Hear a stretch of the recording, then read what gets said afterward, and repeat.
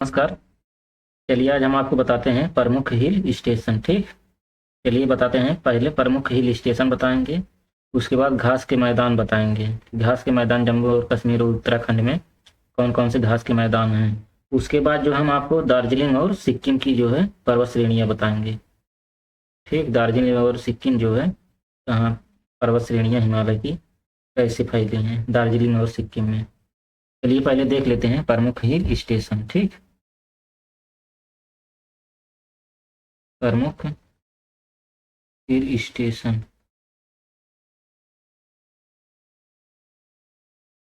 हिल हिल मतलब पहाड़ी, जान ही रहे हैं। स्टेशन मतलब समझ रहे हैं। चलिए बताते हैं इसमें प्रमुख हिल स्टेशन में। पहला जम्मू और कश्मीर।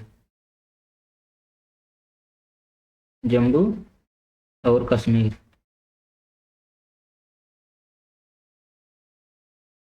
और दूसरा जो है हिमाचल प्रदेश।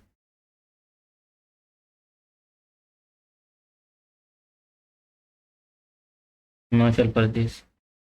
तीसरा जो है उत्तराखंड।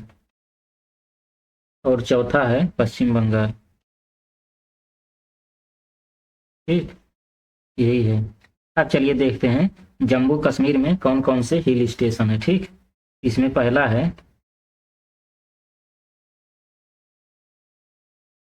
इसमें पहला हिल स्टेशन है श्रीनगर, जम्मू कश्मीर में। ठीक, उसके बाद दूसरा है पटनी टॉप। पटनी टॉप। ठीक, उसके बाद तीसरा है गुलमर्ग। सवाल पूछ सकता है। उसके बाद चौथा है सोनमर्ग। गुलमर्ग सोनमर्ग प्रमुख हिल स्टेशन है। उसके बाद पांचवा है पहलगांव। ये सारे पांचों जम्मू और कश्मीर के हिल स्टेशन है। ठीक, अब चलिए हिमाचल प्रदेश में देख लेते हैं कौन कौन से हैं। इसमें पहला देखते हैं शिमला है।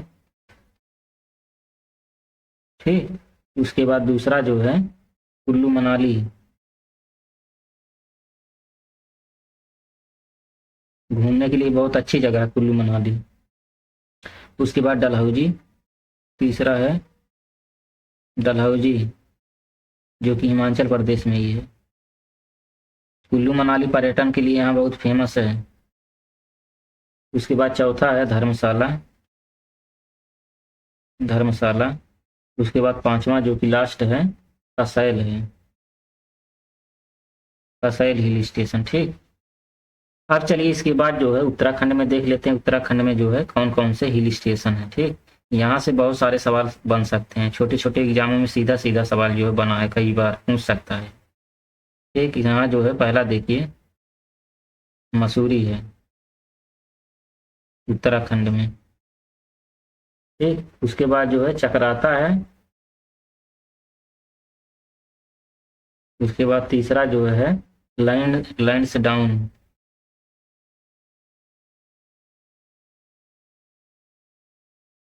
डाउन।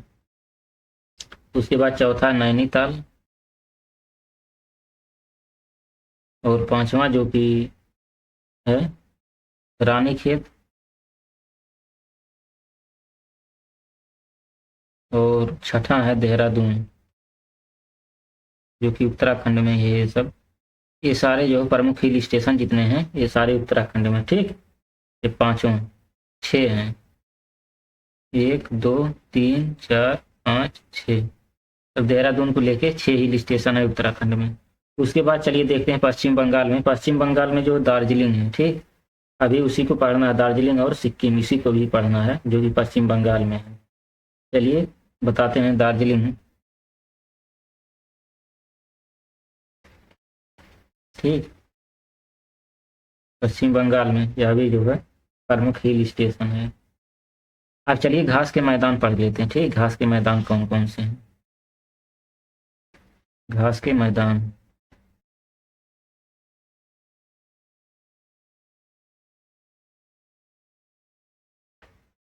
चलिए घास के मैदान पहले देख लेते हैं जम्मू कश्मीर और उत्तराखंड में।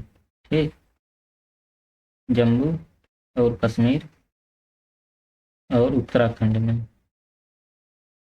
मतलब जम्मू कश्मीर में कौन कौन से घास के मैदान हैं और उत्तराखंड में। ठीक, जम्मू कश्मीर में दो घास के मैदान, एक है गुलमर्ग, गुलमर्ग, और दूसरा है सोनमर्ग। दोनों मर्ग मर्ग हैं।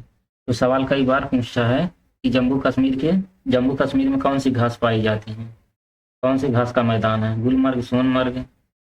तो ये दोनों जो है घास के मैदान जम्मू कश्मीर में मिलते हैं। ठीक, उसके बाद चलिए देखते हैं उत्तराखंड में कौन सी घास के मैदान। ठीक, बुग्याल, बुग्याल जो है यहाँ घास के मैदान पाई जाती है, बुग्याल और पयार प्रमुख घास की मैदान है। और यहाँ पर एक प्रमुख जनजाति पाई जाती है जिसको जो है भूटिया नाम से जानते हैं, भूटिया जनजाति। भूटिया जनजाति जो है उत्तराखंड में पाई जाती है, जो कि उत्तराखंड की प्रमुख जनजाति है भूटिया। और यहाँ पे प्रमुख घास का मैदान बुग्याल और पयार, दो घास के मैदान पाए जाते हैं।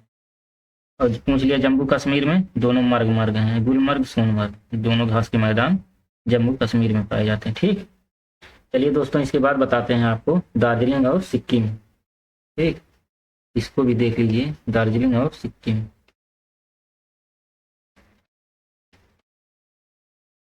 दार्जिलिंग, दार्जिलिंग और सिक्किम। ठीक, चलिए इसको बताते हैं। अच्छा, एक चीज ध्यान दीजिएगा, ये जो नेपाल है, ठीक, नेपाल मतलब पश्चिम में नेपाल हिमालय और इसके पूर्व में भूटान हिमालय है। ये जो दार्जिलिंग है, दार्जिलिंग के पश्चिम में जो है नेपाल हिमालय है। ठीक, पश्चिम में नेपाल हिमालय, नेपाल हिमालय, और इसके पूर्व में, ठीक, दार्जिलिंग और सिक्किम के पूर्व में जो है भूटान हिमालय है, भूटान हिमालय, इसको ध्यान दीजिएगा। सवाल पूछ सकता है कि सिक्किम के पूर्व में, ठीक, सिक्किम के पूर्व में कौन सा हिमालय है, तो आपका जवाब होगा भूटान हिमालय। और ये भी सवाल बन सकता है कि दार्जिलिंग या सिक्किम के पश्चिम में कौन सा हिमालय है, तो आपका जवाब होगा नेपाल हिमालय। ठीक, तो ध्यान दीजिएगा। और देखिए यहाँ पे नदी कौन सी बहती है, इसे भी देख लीजिए, यहाँ पे कौन सी नदी बहती है। ठीक, यहाँ पे जो तीस्ता नदी बहती है, ठीक, तीस्ता नदी बहती है, तीस्ता नदी, तीस्ता नदी बहती है। तो उसके बाद जो है कंचनजंगा जो पर्वत श्रेणी है, सबसे ऊंची और गहरी, सबसे ऊंची चोटी जो है कंचनजंगा की यही है।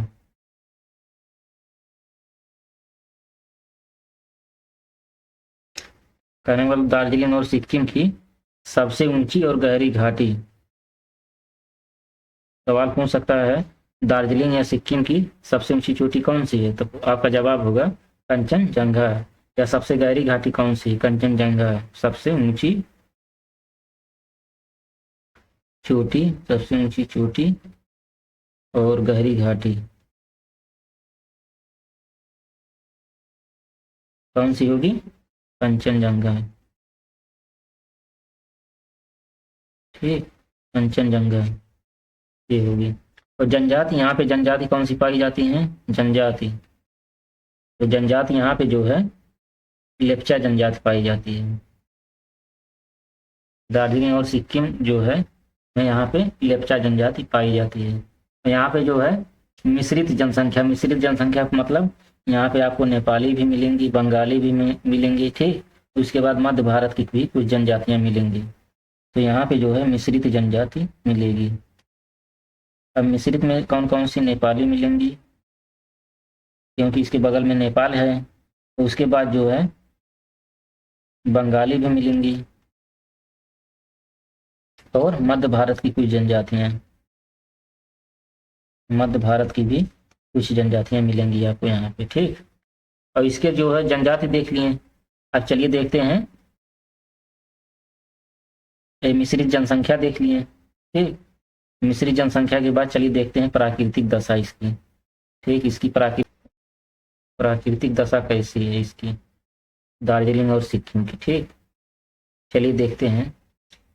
यह जो मध्य ढलान वाली भूमि है, ठीक, बहुत तीव्र ढलान नहीं है,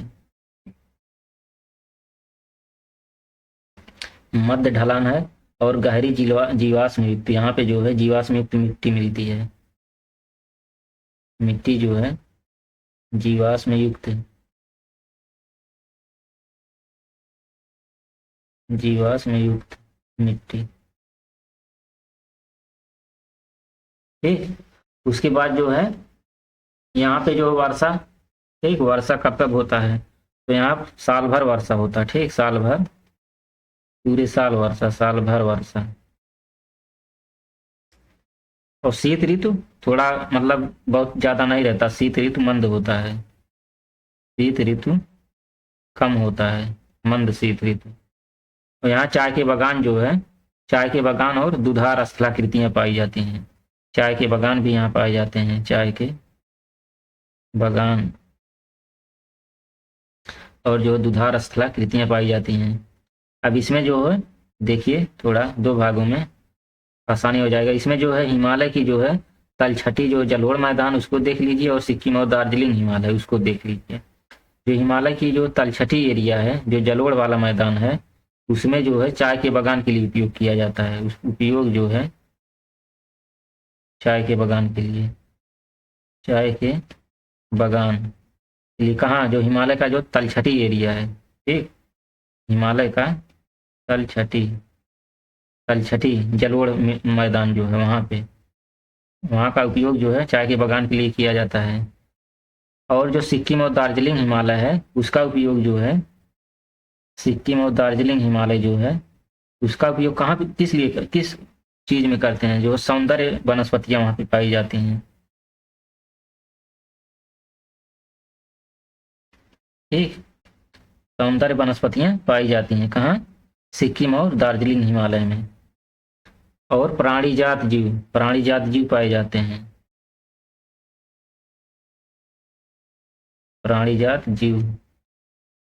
और उसके बाद अनेक सुंदर सुंदर वनस्पतियों के लिए, प्राणीजात जीव के लिए, इसी के लिए प्रसिद्ध है, सबसे ज्यादा इसी के लिए प्रसिद्ध है।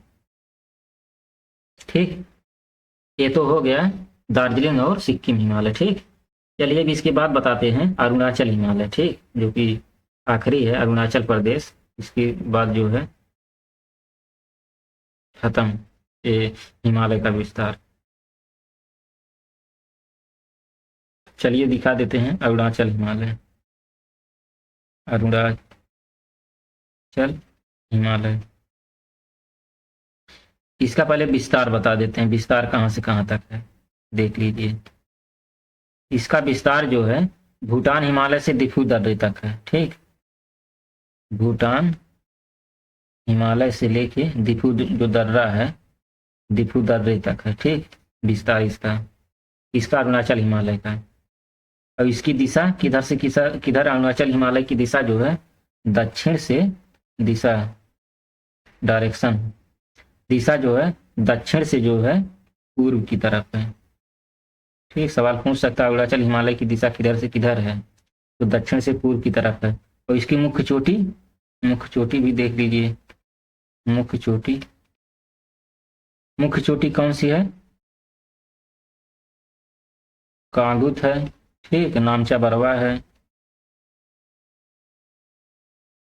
नामचा बरवा मुख्य चोटी है अरुणाचल हिमालय की। अब इसमें जो है क्या पाई जाती है, इसमें जो है गहरे गार्ज वाली नदी है। ठीक, गहरे गार्ज वाली नदी है इसमें अरुणाचल हिमालय में, जिसका नाम क्या है, ब्रह्मपुत्र, जिसका नाम जो है ब्रह्मपुत्र नदी है। अब जो है अरुणाचल हिमालय में जो है प्रमुख नदियां कौन कौन सी हैं, चलिए मुख्य नदी देख लेते हैं। ठीक, चलिए देखते हैं मुख्य नदी, मुख्य नदी, चलिए मुख्य नदी को भी देख लेते हैं। इसमें मुख्य नदी जो कामेंग है, एक सुबनसिरी है, सुबनसिरी। उसके बाद जो है दिबांग है, लोहित है, दिबांग, लोहित, सिंधु की जो सहायक हैं सब।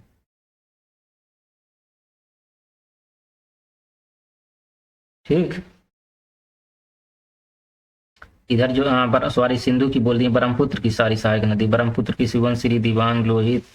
और उसके बाद जो है ये सब 12 मासी नदियां हैं, जितनी नदी हैं सब 12 मासी नदी हैं। पूछ सकता 12 मासी मतलब हमेशा साल भर जो है इसमें पानी रहता है, साल भर ये बहती रहती है नदियाँ, ठीक। और जलप्रपात ऊंचा जलप्रपात बनाती हैं, जलप्रपात बहुत ऊंचा ऊंचा जलप्रपात बनाती हैं ये, ठीक। अब इसकी जो है जनजाति देख लेते हैं कि अरुणाचल प्रदेश की जनजाति, जनजाति जनजाति देख लेते हैं कि जनजाति कौन सी है, ठीक। तो झूमिंग खेती ये सब करते हैं, ठीक। लेकिन पहले जनजाति देख लेते हैं। डफला है, डफला जनजाति है। अबोर, डफला अबोर एक ही में है। मिसमी, नागा जनजाति, ये प्रमुख जो है जनजातियां हैं अरुणाचल हिमालय की। अब इसमें जो है खेती कौन सी करते हैं, ठीक। खेती, ये जनजाति जो है खेती कौन सी करते हैं, तो ये लोग जो है झूमिंग खेती करते हैं, ठीक। झूमिंग खेती मतलब स्थानांतरित खेती, कहने का मतलब स्थानांतरित, स्थानांतरित कृषि करते हैं। इसमें जो जैव विविधता से जो है, जैव विविधता के हिसाब से देखा जाए तो यह क्षेत्र जो है धनी माना जाता है। अरुणाचल हिमालय जैव विविधता की दृष्टि से, जैव विविधता की दृष्टि से, ठीक, जैव विविधता की दृष्टि से जो है बहुत धनी क्षेत्र है, बहुत धनी क्षेत्र माना जाता है। और उबड़ खाबड़ स्थलाकृति जो है परिवहन का जो है, परिवहन घाटियों के बीच जो है नाम मात्र का है। परिवहन का मतलब यहाँ पे आवागमन परिवहन का उस समय उस तरह से नाम मात्र का है। तो उबड़ खाबड़ स्थलाकृति है यहाँ पे, ठीक। लेकिन जैव विविधता की दृष्टि से देखा जाए तो ये बहुत धनी क्षेत्र माना जाता है। यहाँ पे लोग स्थानांतरित कृषि करते हैं, ठीक। यह जो था हमने सारा बता दिया अरुणाचल हिमालय तक। अब इसमें तो ऐसे नहीं कुछ बचा है। हाँ, एक चीज और देख लीजिए इसमें, ये अरुणाचल हिमालय में सेक्टेंशियल बांड है। सेक्टेंशियल बांड का मतलब समझ रहे हैं, अक्ष संघी मोड़, अक्ष संघी मोड़ जिसे हम बोलते हैं। तो चलिए थोड़ा सा देख लेते हैं, बहुत ज़्यादा नहीं है। तो चलिए थोड़ा इसे दूसरे पेज पे देखते हैं। इसमें देखिएगा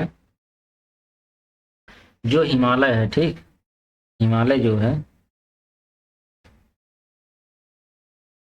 ध्यान से देखिएगा, यह जो हिमालय है इसकी जो दक्षिण की जो है, दक्षिण की तरफ जो है, दक्षिण की तरफ तीव्र मोड़ लेती है, दक्षिण की तरफ तीव्र मोड़ लेती है, जिसे किस नाम से जाना जाता है, जिसे जो है अक्ष संघी या हिमालय का अक्ष संघी मोड़ कहा जाता है, ठीक। हिमालय का अक्ष संघी मोड़ कहा जाता है, ठीक, अक्ष संघी मोड़। और यह जो हिमालय का अक्ष संघी मोड़ है, पश्चिम में देखिए इसको, पश्चिम में जो है नंगा पर्वत है, नंगा पर्वत।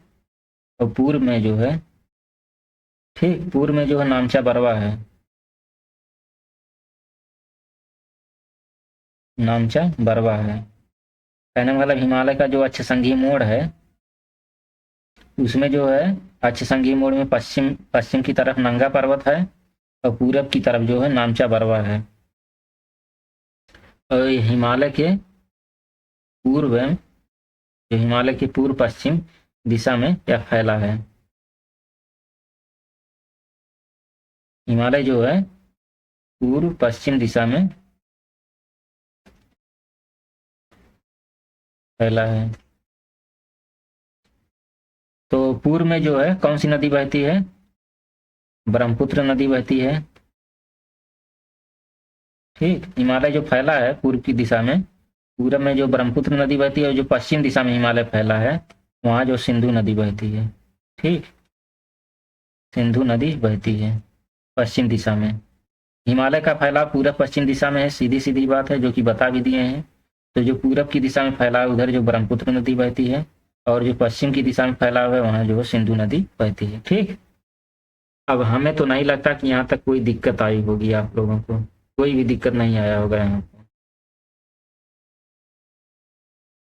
ठीक, अगर यहाँ पे कोई दिक्कत आया होगा यहाँ तक समझने में तो कमेंट बॉक्स में कमेंट करके बताइएगा, एक बार हम फिर से बता देंगे। ठीक, बिना संकोच किए। तो चलिए दोस्तों, मिलेंगे अगले वीडियो में, तब तक के लिए जय हिंद दोस्तों, नमस्कार।